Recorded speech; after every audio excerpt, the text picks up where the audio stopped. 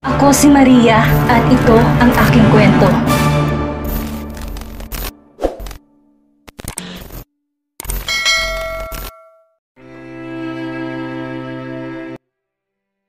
Hindi malaman ni Catriona ang sasabihin pagkatapos marinig yon mula sa kanyang ama. Pangalawang pamilya pala sila, kabit ang mama niya. Paano nilang tinago yon sa napakahabang panahon? Naglihim sila pareho ng mama niya, kaya pala halos isuka sila ng mga kamag-anak ng mama niya. Walang umako sa kanilang magkapatid ng mga kamag-anak nung mawala ito. Papa, ibig sabihin po ba nun kabit niyo si mama? Tanong ni Catriona. Masakit na malaman na ganoon nga ang naging papel ng mama nila sa kanyang papa. Kaya palang hindi sila ikinasal noon at dala pa rin nila ni Celestine ang surname ng ina. Napayo ko si Hener. Patawarin niyo ako, kasalanan ko ang lahat. Yumugyog ang balikat niya dahil sa pag-iyak. Tinanggal ni Catriona ang kamay sa ama. Tahimik na tumulo ang mga luha niya. Napakasakit pong marinig na niloko niyo po kami. Yung pag-iwan mo po sa amin nung namatay si mama, hinarap ko yun mag-isa. Binuhay ko si Celestine sa pagtsatsaga ko. Pa, hindi ko na po alam ngayon kung ano pang mararamdaman ko. Humahagulhol na wika ni Catriona. Napadako ang tingin niya kay Celestine. Nakayuko itong umiiyak din. Sobrang naninikip ang dibdib niya dahil sa sakit. May tinatago pa pala siya sa kanilang magkapatid. Kulang pang lahat kahit bumawi ako sa inyo ngayon. Hindi pa rin sapat para mapagbayaran kong lahat ng kasalanan ko sa inyong magkapatid. Okay lang mga anak, kahit di niyo ako mapapatawad, hayaan niyong makita ko kayo at makasama. Pakiusap ni Hener. Hindi sumagot si Catriona. Napahilig ang ulo ni Celestine sa balikat niya. Ramdam niyang nasaktan din ito. Tinalikuran ko kayo kaya deserve ko na hindi pa kayo makakasagot sa pakiusap ko. Wala akong magagawa kundi tanggapin ang pasya ninyong dalawa. Dagdag pa ni Hener. Nasaan po ang kapatid namin ni Ate Catriona? O sisa ni Celestine? Nasa bahay siya ng asawa niya. Gusto kong isama siya dito para makilala niyo siya at may isang apo rin ako sa kanya. Tugon ni Hener. Tanggap niyo po ba kami? Alam niya ang tungkol sa amin? Sunod-sunod na tanong ni Catriona. Alam niya. Wala naman akong nailihim sa kanya. Sana magkakilala kayo ng personal. Pag-iisipan po namin. Ayaw po namin makagulo sa unang pamilya ninyo. Saad ni Catriona. Wala na rin ang asawa ko, kaya ako bumalik sa kanila. Nagkasakit siya hanggang sa binawian din ang buhay. Nalulungkot po kami sa nangyari sa asawa niyo, Papa, ani Celestine. Karma ko siguro to sa lahat ng naging mga kasalanan ko sa inyo. Hindi lang sa inyo, pati na sa mag-ina ko. Kaya pinipilit kong itama ang lahat at mabuo tayo kasamang kapatid nyo. Wika ni Hener. Isang pangarap na hindi niya alam kung matutupad. Malungkot na nilisan, umalis ang magkapatid. Iniwan nila ang ama nila doon. Nagpaalam na si Catriona dahil sa mabigat na dibdib ang nararamdaman. Sir, may order po kayo? Tanong ng waiter kay Hener. Nakayoko siya habang mag-isang nakaupo. Napatunghay siya at umiling. Umalis na ang waiter. Tumayo na si Hener, naglakad papunta sa pinto. Nang makasalubong niya si Tristan. Papa Hener, anong ginagawa niyo po dito? Ang laki ng pagtataka ni Tristan na sa restaurant niya ang ama ni Madeline. May kinausap lang. Ikaw, anong ginagawa mo dito? Tanong din ni Hener. Sa akin po ang restaurant na to. Nakakahiya naman sa'yo. Halata sa mukha na matandang lalaki ang gulat sa sagot niya. Kumain na po ba kayo? Halika muna at kumain.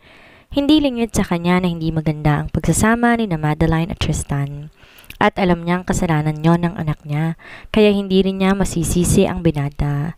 Huwag na po kayong mahiya, sabi ni Tristan at niyakag ang matandang lalaki, saka inalalayang maupo. Iwan ko po muna kayo, ipakukuha ko kayo ng pagkain, huwag po kayong aalis. Napilitang tumango si Hener kahit nag-aalangan. Nakauwi ng magkapatid sa bahay nila. Tahimik si Celestine habang dumiretso na ito sa kwarto niya, na hindi man lang lumingon kay Catriona. Naiwang nakatayo si Catriona, tinatanaw ang papalayong kapatid. Hindi ito ang inaasahan niyang unang pagtatagpo nila ng kanilang papa. Sa halip na paghilom ng sugat, lalo pa itong naging sobrang hirap tanggapin ng lahat. Nauwi sa sakit ng loob, sa mga luhang hindi nila inaasahan. Lumapit si May, bit-bit ang kaba sa dibdib. Kamusta naman ang naging pagkikita ninyo, Catriona? Sana isinama mo dito sa bahay ang papa mo para kahit papaano makausap din namin.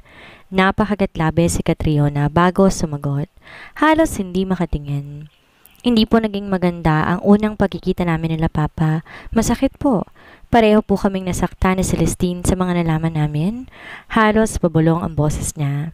Ngunit dama ang bigat ng bawat salita. Bakit? Anong nalaman ninyo? Tanong ni May. Unti-unting nanlamig ang pakiramdam. Tumingala si Catriona. Kabit lang po si Mama. At doon na tuluyang bumigay ang kanyang luha. Napayuko siya, pilit tinatakpan ang pag-iyak gamit ang kamay. Natigilan si May, namutla, natulala. Catriona? Mahina niyang tawag. Hindi niya alam kung paano papawiin ang kirot sa puso ng dalaga. Alam ko pong hindi na mababago yon, na siya pa rin ang papa namin, pero kaya nga po ang sakit. Kasi ang buong akala namin kami ang pamilya niya. Ang buong akala ko, maibabalik na namin ang panahong nasayang na hindi namin siya kasama. Gabi, ang buong restaurant puno ng mga kumakain, tawanan at masayang ambience. Sa bar area, kalmado si Tristan habang nakikipag-usap sa isa sa kanilang suking customer. Ang lahat ay tila nasa ayos, hanggang sa biglang bumukas ang pinto, ang tatlong lalaki na naka-uniforme, mga food inspector team. Lumapit ng isa sa kanila. Magandang gabi po, sir, bungad niya. May natanggap po kaming report tungkol sa umano'y expired ng mga sangkap na ginagamit sa restaurant na ito. Napakunot ang noo ni Tristan. Report? Galing kanino? Hindi po namin maaaring sabihin kung sino. Anonymous tip po, pero kailangan naming tugunan ng anumang food safety concern. Kahit pa hindi kilala ang nag-report. Pasensya na po sa abala. Tumango si Tristan. Pilit pinanatiling kalmado ang tono. Pero halatang naninigas ang panga niya. Walang problema. You're free to check. Wala kaming itinatago. Nagsimula nang mag-ikot ang team. Tahimik na sumunod ang mga staff sa kitchen, halatang kinakabahan. Sa dining area, napatingin na rin ang ilang mga customers sa komosyon. May mga nagbubulungan. Ang dating maaliwalas na gabi biglang nabahira ng tensyon. Maya-maya lumapit ang isa sa mga inspector kay Tristan. May hawak itong maliit na packaging. Mr. Hale, may nakita po kaming mga expired na sangkap sa loob ng kitchen ninyo. Mariing sabi nito. Nanlamig ang likod ni Tristan. That is impossible. Sagot niya, nanginginig ng bahagya ang boses. Lahat ng gamit namin dito ay bago. Sa katunayan, kada linggo ako nagpapadeliver ng mga fresh ingredients. Sumingit ang isa pang inspector, mas mahinahon ang tono pero diretso. Kinalulungkot po namin sir, pero kailangan po naming sundin ang protocol. Kailangan na pansamantalang ipasara ang restaurant habang iniimbestigahan ito. Makikita sa mukha ni Tristan ang pamumutla. Hindi sa hiya kundi sa galit at gulat. Mabilis siyang umalis sa harapan ng inspector at nagtungo sa kanyang opisina. Binuksan ang logs ng delivery. Maayos ang lahat. Lahat ng sangkap dumating kahapon. Wala ni isang lumang stock. Agad siyang bumalik sa dining area, dala ang kopya ng log. See, Mr. Inspector? Mariin niyang sabi habang pinapakita ang papel. Lahat ng yan deliveries kahapon, so tell me, paano magkakaroon ng expired goods dito? Pero nakita po namin, may expired goods po kayo. Pasensya na po, ginagawa lang po namin ang aming trabaho, Mr. Hale. Sagot ng inspector. Walang nagawa si Tristan at napilitang tumango. Pagkalis ng food inspection team na natiling tahimik si Tristan sa gitna ng dining area. Hindi pa man opisyal na pinapapasok ang closure order, ramdam na niya ang epekto. Lalong lumakas ang bulong-bulungan mula sa mga customer. May ilan na mukhang nadismaya, ang ilan tinigil na ang pagkain. May naglabas pa ng phone, marahil para ipos ang insidente. Nabalot na naman siya ng kahihiyan. Dumating sa Jack's. Galing to sa isang branch ng restaurant. Agad siyang lumapit kay Tristan, mabilis ang hakbang. Nakita niya ang mukha ng kaibigan na halos nanlulumo. Tristan, gusto mong pauwiin na muna sila? Napatingin si Tristan sa paligid. Napabuntong hininga. Yeah, pakisabi na lang may technical issue sa kitchen. I-cover mo na lang ang bill nila. Tumango si Jack sa tagad lumapit sa mga mesa. Isa-isa niyang kinausap ang mga customer. Mahinahon at ipiniliwanag ng maayos ang dahilan. Sa loob ng ilang minuto, halos lahat ay nagsimula ng magsialisan. Habang nauubos ang tao, lumapit si Jack kay Tristan. Tristan, gusto mo bang i-check natin ang stockroom? Something feels off. Napatingin si Tristan sa kanya. Kanina ko pa iniisip yan. Hindi ko maipaliwanag pero parang sinadya to. Nagdududa ako sa nangyari ngayong gabi. Paanong may mga expired items tayo sa loob ng kitchen? Ako mismo ang nag-aayos ng lahat ng mga deliveries. Hindi mawala ang kanyang duda. Tila pananabotahe sa kanya ang nangyari. Meron na namang gustong sumira sa kanyang pangalan at mapahiya sa maraming tao. Nagkatinginan silang dalawa, pero parehong may nabubuong kutob. Tahimik. I will check the deliveries and inventory. Alok na Jax. Pakihanap mo rin yung kahon na pinakita ng inspector.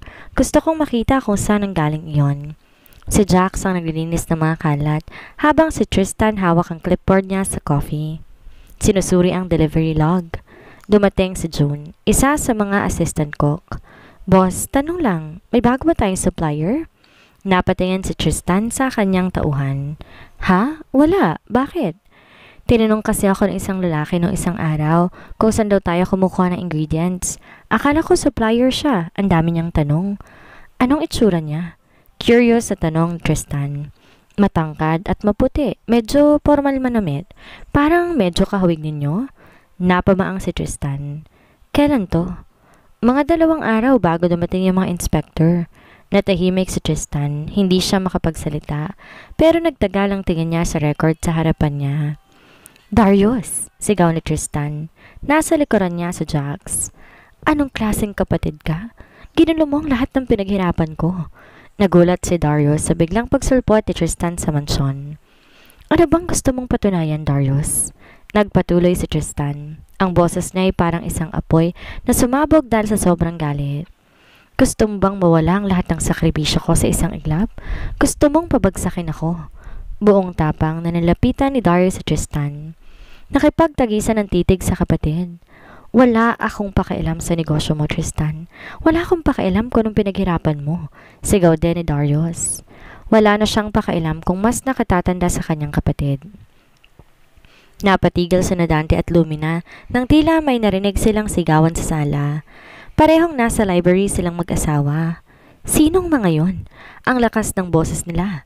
Tanong ni Lumina. I don't know. Kibit balikat na sagot ni Dante. Nang may malakas na katok ang narinig nila sa pintuan. Tumayo si Dante at nagmamadaling pumunta sa pinto. Sir, nasa baba po si Sir Tristan. Nag-away po sila ni Sir Darius. Hinihingal na imporma ng katulong nila. Ano? Agad napatingin si Dante sa asawa.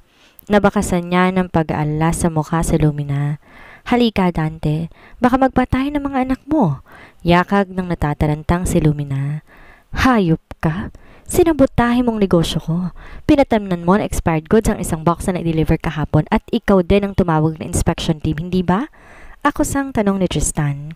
No, that's not me. Bakit ko naman gagawin yon? Malaki ang galit mo sa akin. Naiinggit ka dahil nasa akin ang lahat. You don't even have your own identity. Unlike me, may pangalan na sa larangan ng negosyo. Napataas ang gilid ng labi ni Darius. Tristan, Darius, anong nangyayari dito? Sigaw ni Lumina na papalapit sa mga anak. Sabay napalingon ang magkapatid sa sumigaw na ina. Anong pinag-aawayan ninyong dalawa? Magkapatid kayo, hindi dapat kayo nagtatalo ng ganito. Tanong ni Dante. Ang magaling ninyong anak, sinabotahe ang negosyo ko. Nireport yung restaurant ko at pinalabas na expired ang mga ginagamit namin sa kitchen. Ngayon, gusto nilang ipasara ang restaurant ko. Matalim ang tingin ni Tristan sa kapatid na sagot sa ama. Napamaang si Lumina. Totoo ba yon, Darius? Mabilis na umiling si Darius. That's not true, Mom. Wala akong ginagawang masama sa kanya. Todo tanggi niya. Hindi totoo, Darius? Tanong muli ni Tristan, saka binalingan ng ina. Ang tagal niya nang ginagawan ako ng katarantaduhan. Noon pa man ang laki na ng galit ni Darius sa akin. Humalakak si Darius ng mapang-asar. How can you be so sure? Wala kang ebidensya, Tristan. Tristan, baka iba naman ang gumawa nun sa'yo. I know na hindi maganda ang pakikitungo namin sa'yo, pero alam kong hindi yun magagawa ni Darius sa'yo. Sabat na pagtatanggol ni Dante sa bunsong anak. Napatiim si Tristan. Ipinagtatanggol niyo pa ang kalokohan ni Darius? Ang dami niyang atraso sa akin. Lumalapit si Madeline sa kanila. Tristan, sambit niya. Napadako ang tingin niya sa dating nobya. Napangisi si Tristan. Andito na si Madeline. Gusto niyo bang isa-isahin ko sa inyo ang mga ginawa nila? Tristan, Nakikiusap ang mga tingin ni Madeline sa binata. Napahawak si Jack sa balikat ng kaibigan. Gagawin mo ba talaga to? Napabaling ang tingin ni Tristan sa kaibigan niya. Ito na ang panahon para malaman nilang lahat. Ang dami niya nang ginagawa sa akin. Dahil sa pananahimik ko, lalo niya akong ginagago. Nag-aalangan na tumango si Jax. What's that, Tristan? Sabihin mo na sa amin yung kinikimkim mong sama ng loob mo. Tanong ni Lumina sa anak niya. They cheated on me. Nahuli ko mismo si Madeline at Darius. Sagot ni Tristan, mahinahon at kalmado. Kaya winakasan ko ang 5 taon naming relasyon. I was devastated noon dahil sa ginawa nila and now, binabalik na naman nila ang pagkawasak ko sa nangyari noon. Nagulat sina Dante at Lumina. Sabay silang napatingin kina Darius at Madeline. Hindi sila makapaniwala na magagawa yon nila kay Tristan. Huwag kayong maniwala sa kanya, Mom and Dad. Nagsisinungaling lang siya. Giit na tanggi ni Darius. Umiling-iling si Tristan. I am not lying. Nahuli ko kayo dito mismo sa mansyon at pagkatapos, akala niyong dalawa, after 7 years, maluloko niyo ako ulit? Pinilit niyo ako magpakasal kay Madeline kahit ayoko. Pinagbigyan ko kayo sa gusto niyo pero hindi ibig sabihin nun, bibigyan ko si Madeline ng chance na muling bumalik sa buhay ko. Dahil ang totoo, kasal na kami ni Catriona. Nanlaki ang mga mata ni Lumina habang si Dante gulat na gulat sa inamin ni Tristan. You married that woman? That whore? Mapanghusgang tanong ni Lumina. She's not a whore, Mom. She's the woman I truly love. We were set up by someone close to me. Nag-imbestiga ako at nalaman kong si Darius ang may pakana kung bakit napunta si Catriona sa rest house ko. Inamin sa akin ni Rosalie na si Darius ang kumausap sa kanya para kumbinsin si Catriona na maging private escort ko. Ginawa niya yon dahil gusto niyang makuha sa akin ng Lumina Essence. Siya rin ang nagpakalat ng videos naming dalawa. Gusto niyang masira ang pangalan ko sa lahat ng tao at maging sa inyo. Look at what he's done to my life.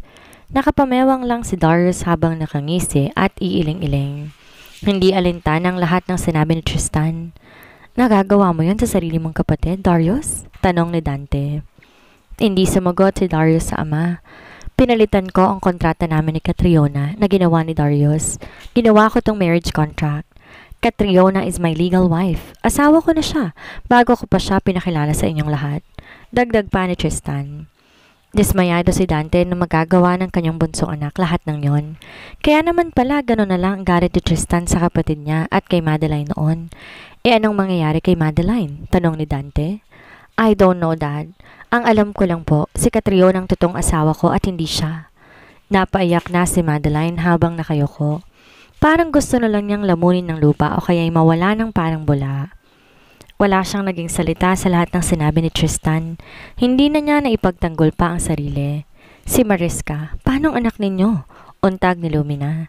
Can I talk? Pwede po ba akong magsalita? Kung papayagan niyo po ako, meron lang po sana akong gustong sabihin. Sabat ni Jax. Tinaas pa niyang kamay habang napapatingin sa buong pamilya Hill. Napatingin silang lahat kay Jax, kaibigan ni Tristan. Usapang pamilya to, bakit ka ba nandito? Sita ni Lumina. Mom, he's with me and he is my friend. Matigas na sagot ni Tristan. Meron lang po sana akong gustong sabihin sa inyong lahat. Sana hindi niyo po masamain. Even Tristan didn't know this. Alam ko na ikabibigla ninyong lahat, ani Jax.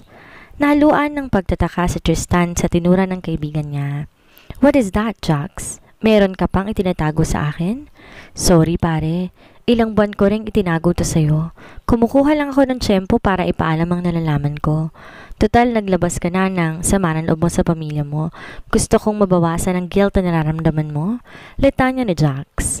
Napamaang si Tristan. Hindi niya akalaing meron pang itinatago ang kaibigan niya. Jax, siguraduhin mo lamang na hindi kita masusundok dahil sa paglilihim mo. Napangiti sa Jax. May kinuha siyang white envelope sa bunsa ng kanyang slacks. Naging tahimik ang buong sala habang dahan-dahang binubuksan ni Jax ang sobre. Nasa harapan niya sina Tristan, ang mga magulang nito.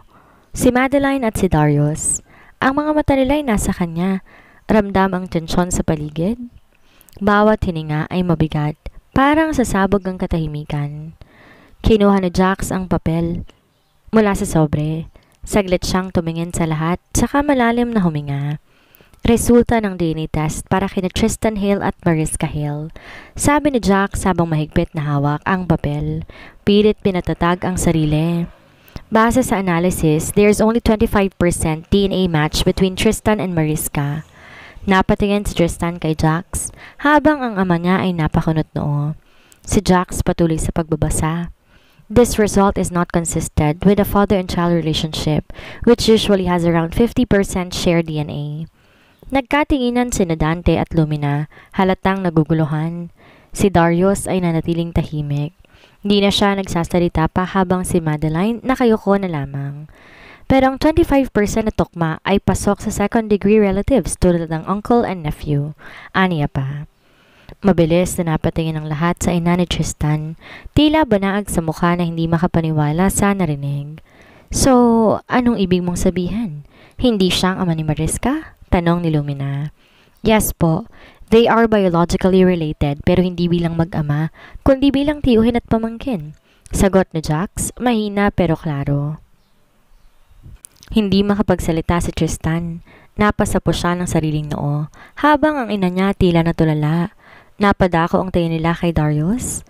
Paano nangyari to? Nasambit na tanong ni Lumina. Baka mali ang result na yan, Jax, sabi pa niya. Si Darius ang ama ni Mariska. Ang nasa isip ni Tristan. Mariing napapikit ng kanyang mga mata si Madeline. Tahimik na dumali yung mga luha niya. Madam, I do the DNA testing without the consent of Tristan. Alam kong mali ang ginawa ko pero gusto ko lang makatulong sa kaibigan ko. Nakita ko lahat ng nangyari sa kanya, ang pagkawasak ng puso niya. Nasira ang buhay niya at kung paano siya mawala ng ganang mabuhay. Parang may tumarak sa puso ni Lumina. Siya na ina ni Tristan, ang daming pagkukulang sa anak. Hindi sapat ang mahalang, dapat pinoprotektahan din niya ito. Sa mismong pamilya pa nito naramdaman ng pagkawasak. Tristan feels relief. Parang nabunutan siya ng tinik sa dibdib sa nalaman. Wala siyang pananagutan sa anak ni Madeline. I gave my all and my everything to please you, Mom and Dad. Naging matigas ang puso ko sa labas ng pamamahay na to, pero hindi ko kaya ipagtanggol ang sarili ko sa inyo, na pamilya ko. Alam niyo ba kung gaano kasakit ang niloloko at ginagago ng sariling pamilya mo? Napakasakit, nakadudurog ng puso. Pero pinipilit ko pa rin paniwalain ang sarili ko na baka isang araw, makikita nyo ring hindi lang ako isang anak, hindi lang isang tauhan para sa mga negosyo ninyo. Puno ng hinanakit na giit ni Tristan. Nakagat ni Lumina ang pang-ibabang labi, nangingilid na ang luha niya.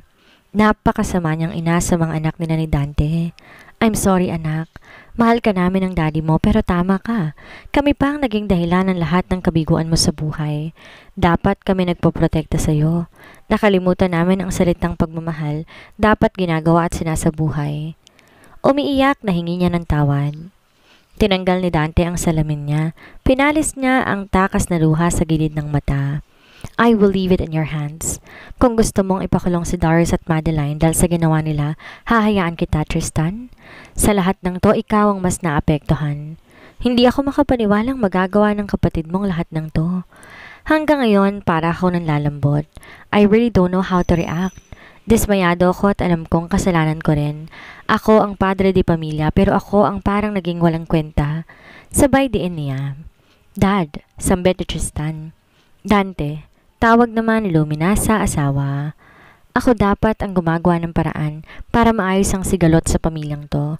Pero ako pa ang naunang manghusga. Nahihiya ako. Hindi ako naging mabuting ama sa inyong magkapatid. Pag-aako ni Dante sa kasalanan. Dad, tawag ni Darius.